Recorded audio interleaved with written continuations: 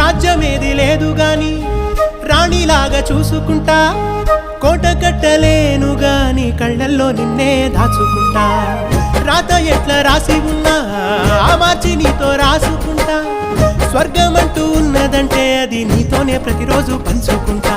నిన్ను గన్న మీ నాన్న కన్నా అల్లారు ముద్దుగా సాదుకుంటా, నీకు కోపం వస్తే కొంత దూరం ఉంటా, నువ్వు గీత గీస్తే నేను దాటనంట, కంట నీరు కంటి రెప్ప దాటకుండా కాటుకై కావలుంటా.